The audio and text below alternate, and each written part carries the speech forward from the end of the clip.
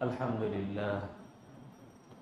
मुहतरम हाज़रीन, हज़रत उलमाए किराम, श्रद्धाभाजन मुरब्बियाने किराम, প্রাণপ্রিয় যুবক ভাইয়েরা, বিভিন্ন অঞ্চল থেকে দূরদরাজ থেকে আগত আল্লাহর কোরআনের প্রেমিক ও আশিকিন, আমার সর্বস্তরের ঈমানপ্রিয় ইসলামপ্রিয় মুসলিম ভাইয়েরা এবং পর্দার আড়ালে সম্মানিত মা ও বোনেরা, আল্লাহর দরবারে লাখ কোটি শুকরিয়া আদায় করি যে আল্লাহ তাআলা আমাদেরকে অত্যন্ত দয়া করে, মায়া করে, মুহাব্বত করে ভালোবাসে। কোরআনের নিসবতে, কোরআনের মুহাব্বতে আল্লাহ আমাদেরকে কোরআনের এই মজলিসে তাফসিরে হাজির হওয়ার তৌফিক দান করেছেন। সকলেই বলি আলহামদুলিল্লাহ।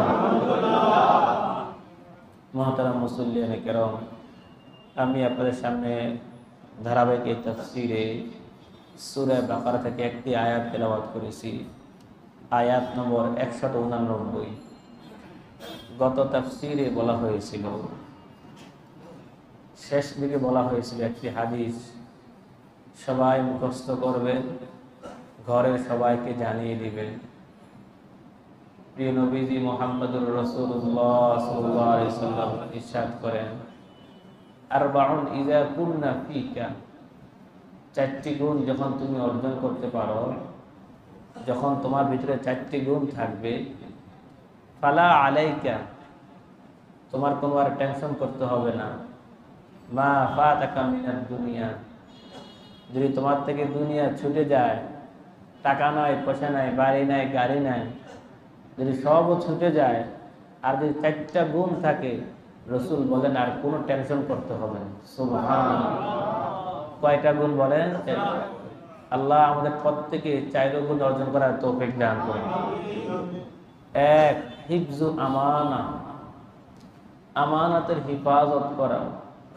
আমি বলেছিলাম এই গোটা জীবনটা দিয়েছেন কে? আল্লাহ। জীবনটাও আমানত মালিকের পক্ষ থেকে, সময় আমানত মালিকের পক্ষ থেকে। যদি সময়কে আমি গুনার কাজে লাগাই, যদি আমি সময়কে নষ্ট করি, খেয়ানত করলাম। সন্তান আমানত আল্লাহর পক্ষ থেকে, যদি সন্তানকে আমি মানুষ করতে না পারি, তাকে আমি যদি ধর্মীয় শিক্ষা দিতে না পারি, যদি দ্বীন শিক্ষা দিতে না পারি, আমি খেয়ানত করলাম। আমার সম্পদ, এটা আল্লাহর পক্ষ থেকে আমানত। যদি আমি সম্পদকে যদি আমি সঠিক রাস্তা যদি ব্যয় না করতে পারি, আমি আমানতের খেয়ানত করলাম। এমনিভাবে আপনার প্রতিটা অঙ্গ, আপনার চোখ, আপনার জবান, আপনার কান, আপনার প্রতিটা অঙ্গ, এগুলো আল্লাহর পক্ষ থেকে আমানত। প্রতিটা অঙ্গকে ভালো কাজে ব্যয় করতে হবে। যদি আমরা গুনার কাজে ব্যয় করি, তাহলে খেয়ানত করা হবে। আল্লাহ আমাদের বুঝার তৌফিক দান করুন। এখন চোখ যদি আমি আপনি গুনার কাজ করি, কি হলো ভাই? খেয়ানত করি। এই জন্য 1 নম্বর গুণ হিফজু আমানা, বড় কঠিন। আল্লাহ প্রত্যেককে এই গুণ অর্জন করার তৌফিক দান করুন। 2 নম্বর সিদকু হাদিসিন, সত্য কথা বলা খুবই দরকার। আজ আমাদের মাঝে তো এমন হয়ে গেছে, মিথ্যা বলতে বলতে যেন মিথ্যা কোনো গুনাই মনে করে না আমার। কথা ঠিক না বলে? না ভাই, মিথ্যা বলা যাবে না, হাদিসে বর্ণিত হয়েছে। যখন কোনো বান্দা মিথ্যা কথা বলে, তখন তার জবান দিয়ে দুর্গন্ধ বের হয়, নাউযুবিল্লাহ। যার কারণে ফেরেশতারা অনেক দূর সরে যায় দুর্গন্ধের কারণে। এটা আমি আপনি পাই না, কিন্তু মিথ্যা কথা বললে দুর্গন্ধ বের হয়ে যায়। আমরা অনেকে হাসানোর জন্য, ঠাট্টা করার জন্য অনেকে মিথ্যা কথা বলি, এটাও জায়েজ না। সন্তানকে অনেক সময় মিথ্যা লোভ দেখায়, জায়েজ নাই। অনেকে বলি, এই বাবা এখানে আসো, এই যে মুঠে তোমার জন্য মজা আছে, মজা আছে। আসলো, দিলেন না, হাতে কিছু নাই, ধোঁকা হলো, মিথ্যা হলো, নাজায়েজ, হারাম কাজ। এতে করে সন্তান আপনার থেকে মিথ্যা শিখবে, খারাপ কাজ সে শিখবে। আল্লাহ তো আমাদেরকে বোঝার তৌফিক দান করুন। তাহলে মিথ্যা বলা যাবে না, সত্য বলতে হবে। আল্লাহ আমাদেরকে সব জায়গায় সত্যবাদী হওয়ার তৌফিক দান করুন। 3 নম্বর আরেকটা গুণ হলো হোসনে খুলুক, সৎ চরিত্রবান হওয়া। সৎ চরিত্রবান হওয়া খুব জরুরি। অনেক মানুষ আমরা আছি, এদের নামাজ ঠিক আছে, রোজা ঠিক আছে, হজ ঠিক আছে, যাকাত দেওয়া ঠিক আছে, কিন্তু তার চরিত্র ঠিক নাই। চলার ক্ষেত্রে, ব্যবসার ক্ষেত্রে, মানুষের সাথে লেনদেন করার ক্ষেত্রে চরিত্র ঠিক নাই। এই জন্য সৎ চরিত্রবান হওয়া দরকার। এটা এমন একটা গুণ, যে গুণটা চারটার একটা। যদি আপনি এই গুণ অর্জন করতে পারেন, যদি দুনিয়া আপনি নাও পান, রাসূল বলেন কোনো সমস্যা নেই, কোনো টেনশন নেই। সুবহানাল্লাহ। 4 নম্বর যে গুণটা, আকলু হালাল। হালাল খাওয়া, হালাল হালাল খাওয়া। এই হালাল খাওয়াটা এত গুরুত্বপূর্ণ।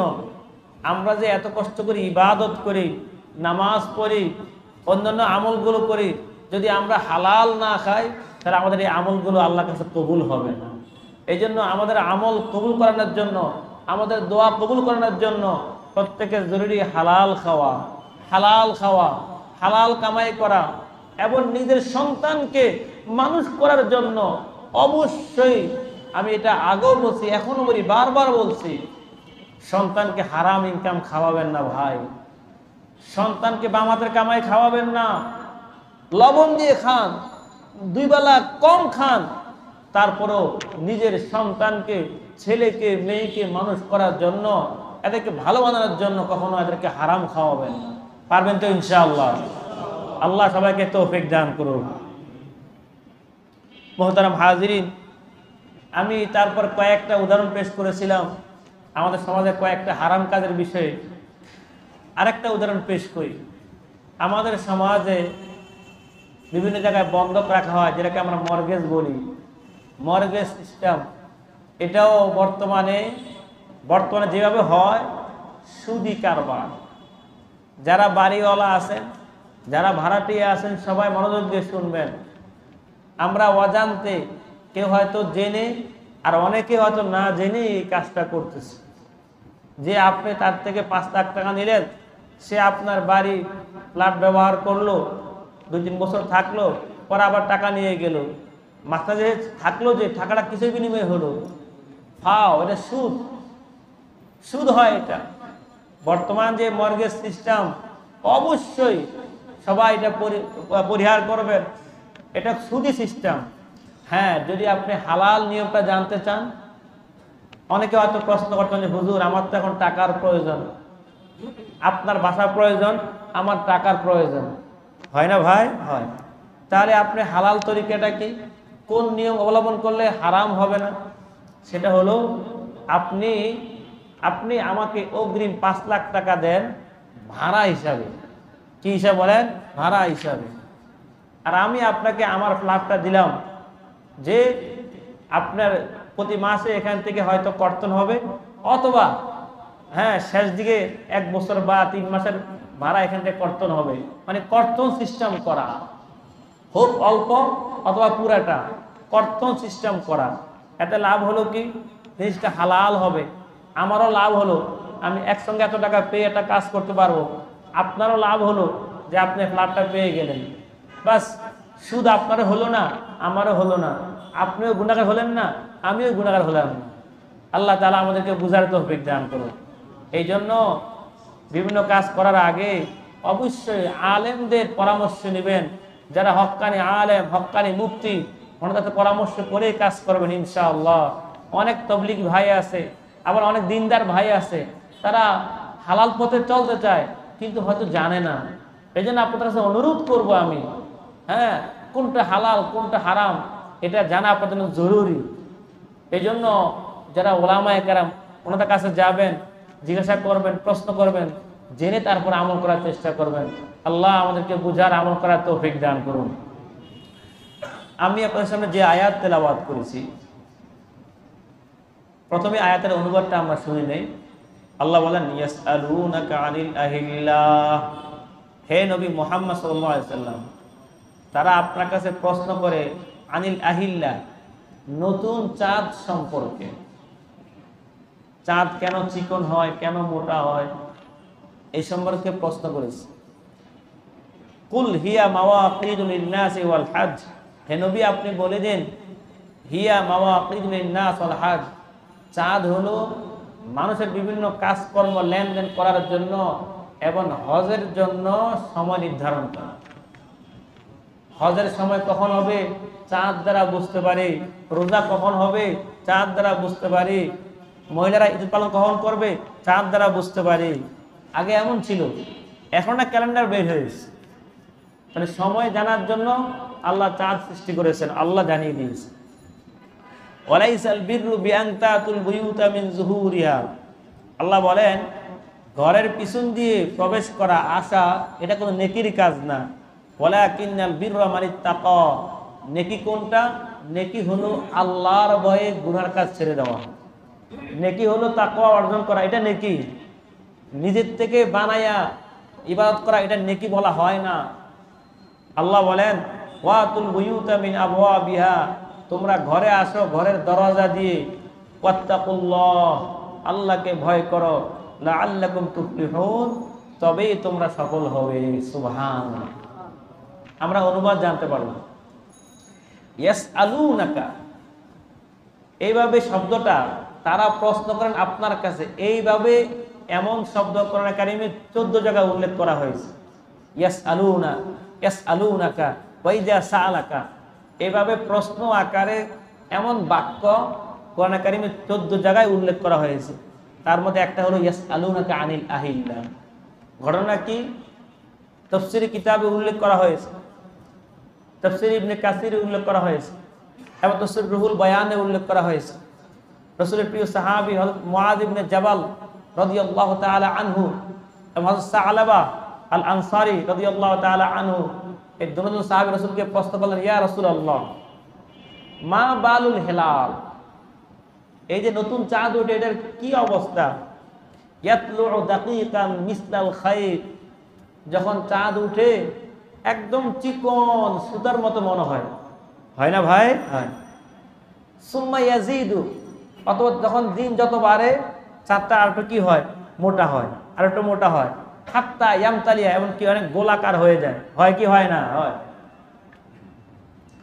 এরপর সুম্মা লা ইয়াজালু ইয়ানকুসু হাত্তা ইয়াউদা মিসলাল আউয়ালি, এমন গোল হওয়ার পর আবার চাঁদটা আস্তে আস্তে কি হয়? ছোট হয়, হতে হতে হতে আগের মতো হয়ে যায়।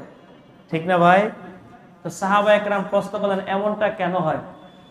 লিমাযা লা ইয়াকুনু কাশ-শামসি আলা হালাতিন ওয়াহিদা, সাহাবা একরাম প্রশ্ন করলেন রাসূল সূর্য যেমন সবসময় একরকম থাকে, চন্দ্র একরকম থাকে না কেন?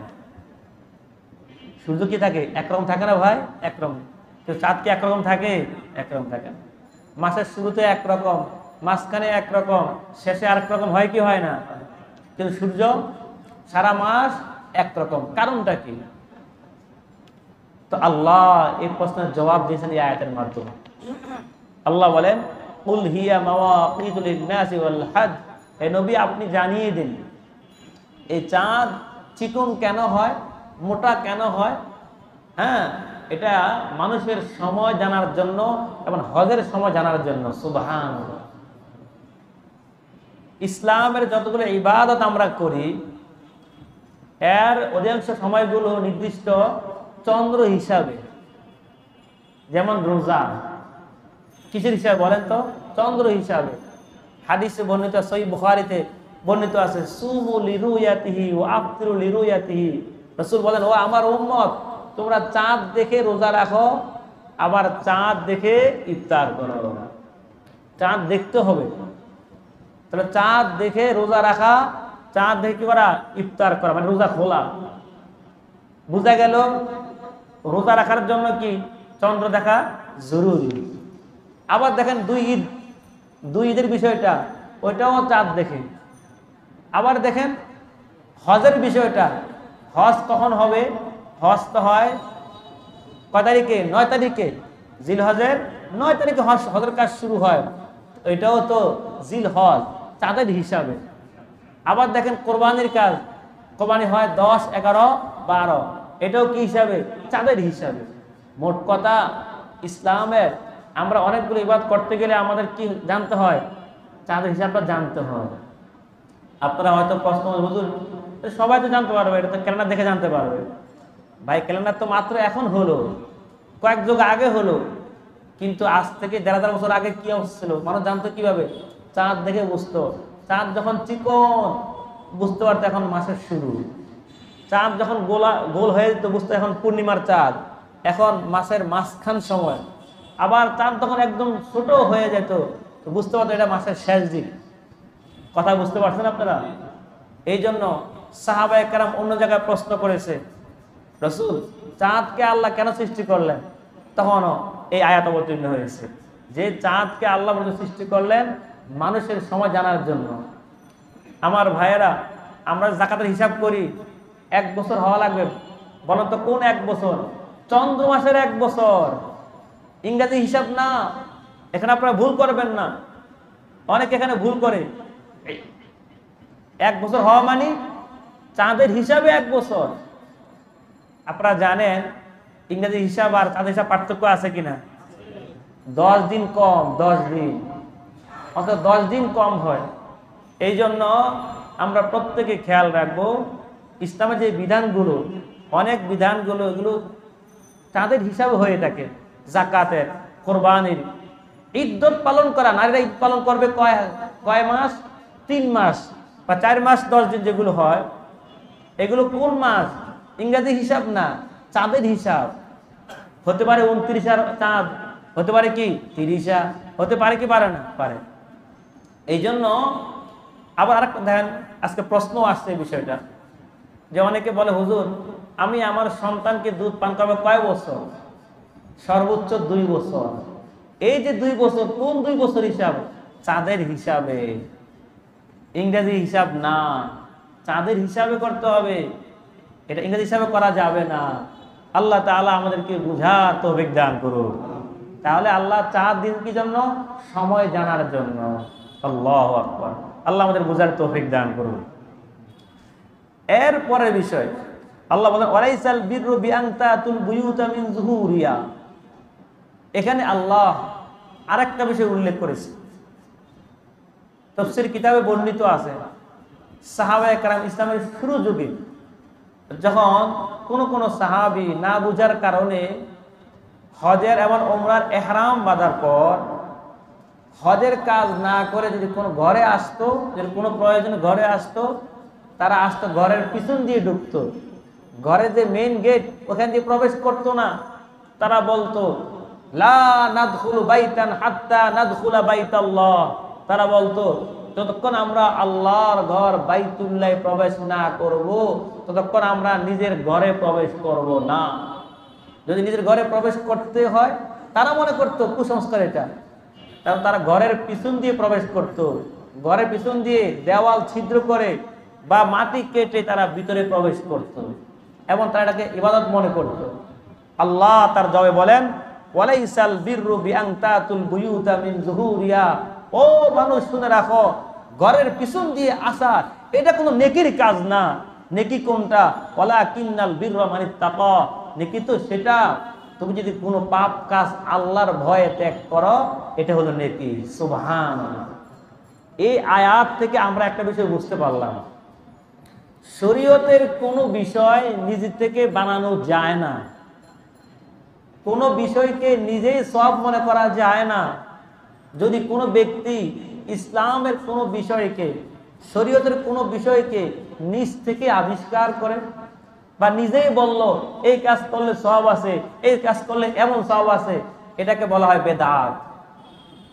এই আয়াত থেকে কথা বোঝা যায় যে যে বিষয় ইসলামে বলা হয় না এমন বিষয় যদি কেউ আবিষ্কার করে এটাকে বেদাত বলা হবে, কোনো নেকি হবে না। ধরুন আজকে আমরা যেগুলো দেখি অনেক কাজ দেখি বেদাত, মিলাদ বলেন, কিয়াম বলেন, যেগুলো অস্তিত্ব কোরআনে নাই, হাদিসে নাই, অনেকে বানায়া করে আর মনে করে সওয়াবের কাজ। ভাই আপনি এমনি করেন, সমস্যা নেই, কিন্তু যদি আপনি মনে করেন যেটা সওয়াবের কাজ, এটা করতেই হবে, করলে সওয়াব হবে, তাহলেই তো বেদাত। কারণ বেদাত কাকে বলা হয়? ইহদাসু মা লাইসা ফিদ্দীন ফিদ্দীন ফাহুয়া বিদআহ। যে জিনিস ইসলামে নাই, ধর্মে নাই, কোরআনে নাই, হাদিসে নাই, সেই জিনিসকে ইসলামের নামে ধর্মের নামে চালিয়ে দেওয়ার নাম বিদআত। আল্লাহ আমাদের বুঝার তৌফিক দান করুন।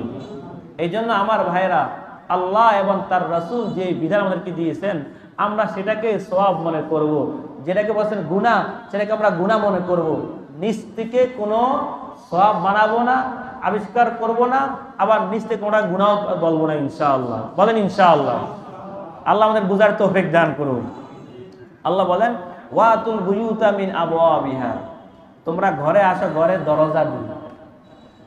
এরপর আল্লাহ বলেন, এই যে আল্লাহ এখানে কেন কথাটা উল্লেখ করলেন, আল্লাহ জাতিকে শিখাতে চান সভ্যতা, ভদ্রতা। আল্লাহ শিখান যে ঘরে প্রবেশ করবে কোন দিক দিয়ে, এটাও ইসলাম আমাকে শিক্ষা দিয়েছে। এই জন্য আমরা হাদিসে পড়েছি ঘরে প্রবেশ করার সুন্নত তরিকা কি, ঘর থেকে বাইরে হওয়ার সুন্নত তরিকা কি। যেমন ঘরে যখন আমরা প্রবেশ করব তখন আমাদের সঙ্গে সহিহ মুসলিম শরীফ হাদিসে বর্ণিত আছে আমাদের সঙ্গে তখন শয়তানও রওনা দেয় ঘরে প্রবেশ করে। এই জন্য যখন ঘরে প্রবেশ করে কোনো ব্যক্তি, ফাইজা দাখালা রাজুলু বাইতাহু ফাযাকারাল্লাহ, যখন কোনো ব্যক্তি ঘরে প্রবেশ করে আর তখন যদি আল্লাহর নাম নেয়, মানে বিসমিল্লাহ বলে আল্লাহর নাম নেয়, ইয়াকুমুশ শয়তান, শয়তান বলে লা আশা লাকুম ওয়ালা মাবিতা লাকুম ফি হাযাদ দার, ও আমার সাথীরা শুনে রাখো, এই লোকটা বিসমিল্লাহ বলছে, আল্লাহর নাম নিয়েছে, অতএব আজকে এই ঘরে থাকাও যাবে না, খাওয়াও যাবে না। কি বুঝলেন? সহিহ হাদিসে বর্ণিত আছে আমরা যখন ঘরে প্রবেশ করি সঙ্গে শয়তানও কি রওনা দেয়। আমরা যখন খানা খাই শয়তানও শরীক হয়ে যায়। আর এই শয়তানে ঘরে যায় ঝগড়া লাগাইয়া দেয়, স্বামী স্ত্রী ঝগড়া লাগাইয়া দেয়, নানা ধরনের খারাপ কাজে আমাদেরকে জড়িয়ে দেয়। এই জন্য যদি আমরা ঘরে যখন প্রবেশ করি যদি আমরা আল্লাহর নাম নেই, সালাম দেই, ইনশাআল্লাহ তখন আল্লাহ আমাদেরকে সালামের উসিলায়, বিসমিল্লাহর উসিলায়, দোয়ার উসিলায় আল্লাহ আমাদেরকে বাঁচিয়ে দেবেন ইনশাআল্লাহ। সুবহান। এই জন্য হাদিসে বর্ণিত রাসূল বলেন, আনাসকে বলেন, ইয়া বুনাইয়া, হে আমার প্রিয় বৎস, ইজা দাখালতাল বাইত, যখন তুমি ঘরে প্রবেশ করবা, ফাসাল্লিম আলা আহলিকা, তুমি তোমার পরিবারকে সালাম দাও। সালাম দাও, লাভ কি হবে? ইয়াকুন বারাকাতান আলাইকা ওয়া আলা আহলিকা, হে আনাস যখন তুমি ঘরে প্রবেশ করবে সালাম দিয়ে ঘরে প্রবেশ করো, তাহলে এতে তোমার জন্য বরকত হবে এবং ঘরের জন্য বরকত হবে। সুবহানাল্লাহ। রাসূল বলেন বরকত হবে। আল্লাহু আকবার, আল্লাহু আকবার। আমরা কি সবাই বরকত চাই কি চাই না ভাই? তাই আজ থেকে নিয়ত করেন আমরা যখনই ঘরে প্রবেশ করব সালাম দিয়ে ঘরে প্রবেশ করব ইনশাআল্লাহ। বিনিময়ে পাবো কি? আল্লাহ আমাদেরকে বরকত দান করবে, আল্লাহ আমাদেরকে আমাদের দুশমন যে শয়তান তার থেকে আল্লাহ আমাদেরকে হেফাজত করবে ইনশাআল্লাহ। এবং সহিহ বুখারীতে বর্ণিত আছে, যদি চান পরস্পরের মহাব্বত ভালোবাসা তৈরি হোক, সালাম দেন, সালাম দেন, সালাম দেন। প্রত্যেকে চায় আমার ঘরটা সুখের হোক, প্রত্যেকে চায় স্বামী স্ত্রী মহাব্বত হোক, প্রত্যেকে চায় ভাই বোন মহাব্বত হোক, ঘরে মহাব্বত আর মহাব্বত হোক। তাহলে সালাম চালু করেন, সালাম চালু করেন, সালাম চালু করেন। রাসূল বলেন, হ্যাঁ আফসুস সালাম, আফসুস সালাম, বেশি করে সালাম দাও, সালাম দাও, সালামের প্রচার করো। রাসূল বলেন মহাব্বত তৈরি করে দেবেন কে? আল্লাহ। আল্লাহ আমাদেরকে আমল করার তৌফিক দান করুন। তাহলে আমরা আজকে বুঝলাম যখনই ঘরে প্রবেশ করব আমরা সালাম দিয়ে ঘরে প্রবেশ করবো ইনশাআল্লাহ। আবার যখন ঘর থেকে বের হব তখনও সুন্নত আছে, আমরা ঘর থেকে বের হওয়ার সময় দোয়া পরে ঘর থেকে বের হব। কি দোয়া? বিসমিল্লাহি তাওয়াক্কালতু আলাল্লাহ লা হাওলা ওয়ালা কুওয়াতা ইল্লা বিল্লাহ। এই যে দোয়াটা ছোট্ট একটা দোয়া, আমরা যখন এই দোয়া পরে ঘর থেকে বের হব, রাসূল বলেন এই দোয়ার উসিলায় আল্লাহ তোমাকে অনেক ধরনের বিপদ আপদ থেকে হেফাজত করবে। সুবহানাল্লাহ। এমনকি শয়তান বলবে হুদিতা, তোমাকে সঠিক পথ দেখানো হয়েছে, উকিতা, তোমাকে বাঁচানো হবে, কার থেকে? ইবলিস থেকে তোমাকে বাঁচানো হবে। এই দোয়ার বরকতে প্রত্যেকে নিজেরা এই দোয়া শিখবেন এবং প্রত্যেকে তার ছেলে মেয়েকে দোয়া শিখাবেন। যখনই ঘর থেকে বের হইবা এই দোয়াটা পড়বা, আল্লাহ এই দোয়ার উসিলায় তোমাকে হেফাজত করবে। সুবহানাল্লাহ। সুন্নত পালন হবে, সওয়াবও হবে এবং আল্লাহ আমাদেরকে হেফাজত করবে। বিসমিল্লাহি তাওয়াক্কালতু আলাল্লাহ লা হাওলা ওয়ালা কুওয়াতা ইল্লা বিল্লাহ। আল্লাহ তাআলা আমাদেরকে বুঝার ও আমল করার তৌফিক দান করুন। এই আয়াতের শেষ দিকে আল্লাহ বলেন ওয়াত্তাকুল্লাহ লাআল্লাকুম তুফলিহুন। আল্লাহ বলেন, ও দুনিয়ার মানুষ, যদি তোমরা সফল হতে চাও, আমরা সবাই চাই সফল হতে, দুনিয়ায় এবং আখিরাতে, চাই কি চাই না? সফলতা দেওয়ার মালিক কে বলেন তো? আল্লাহ। সে মালিক ঘোষণা করেন ওয়াত্তাকুল্লাহ, আল্লাহকে ভয় করো। তাহলে আল্লাহ বলেন লাআল্লাকুম তুফলিহুন, আল্লাহ বলেন তাহলে তোমরা অবশ্যই অবশ্যই সফল হবে। সুবহানাল্লাহ। তার মানে আমরা পেয়ে গেলাম সফল হওয়ার মূল মন্ত্র কি? তাকওয়া। তাকওয়া মানে কি? আল্লাহর ভয়ে গুনার কাজ ছেড়ে দেওয়া, পাপ কাজ ছেড়ে দেওয়া। আল্লাহর ভয়ে যাবতীয় পাপ কাজ ছেড়ে দেওয়ার নাম কি বলেন? তাকওয়া। এখন এই তাকওয়া অর্জন কিভাবে হবে? অনেকগুলো মাধ্যম। এক, আল্লাহ বলেন ইয়া আইয়ুহাল্লাযীনা আমানুত্তাকুল্লাহ ওয়া কুনু মা'আস সাদিকিন। আল্লাহ বলেন, হে মুমিন, আল্লাহকে ভয় করো, তাকওয়া অর্জন করো। আর তাকওয়া অর্জন কিভাবে হবে? আল্লাহ নিজে ঘোষণা করেছে ওয়া কুনু মা'আস সাদিকিন, যারা সত্যিকার অর্থে আল্লাহ ওয়ালা, যারা সাদিকিন, যারা আল্লাহ ওয়ালা, আলেম বুজুর্গ, তাদের সঙ্গে থাকো, তোমরা তাকওয়া অর্জন হবে। সুবহানাল্লাহ। যদি আমরা তাকওয়া অর্জন করতে চাই, তা সহজ পথ আমরা কোরআন থেকে পেয়ে গেলাম। সহজ পথ, যারা তাকওয়া ওয়ালা তাদের কাছে যাওয়া, তাদের সোহবত নেওয়া, যারা আল্লাহ ওয়ালা ওলামায়ে কেরাম তাদের কাছে বেশি বেশি যাওয়া, তাফসিরে বসা, জুমার বয়ানে বসা, খানকায় যাওয়া, যেখানে আলেমদের মজলিস হবে সেখানে যাওয়া। কিন্তু দুঃখের বিষয় হলো, বারবার আমি বলি, আজকের সমাজ কিছু কিছু মানুষ চায় মানুষদেরকে আলেম থেকে দূরে রাখার জন্য। কথা ঠিক না ভাই? তাহলে কি লাভ হবে? মানুষ তো আর তাকওয়াওয়ালা হতে পারবে না। যদি তাকওয়াওয়ালা হতে চায়, আল্লাহ বলেন ওয়াকুনু মা'আস সাদিকিন, যারা সাদিকিন, যারা সত্যিকার অর্থে আল্লাহওয়ালা আলেম, তাদের সঙ্গে থাকো, তাদের সোহবত গ্রহণ করো। আল্লাহ তাআলা আমাদের প্রত্যেককে তাকওয়া অর্জন করার তৌফিক দান করুক। আল্লাহ আমাদেরকে আল্লাহ ওয়ালাদের সোহবত অর্জন করার তৌফিক দান করুক। ওয়া আখির দাওয়ানা আনিল হামদুলিল্লাহি রাব্বিল আলামিন।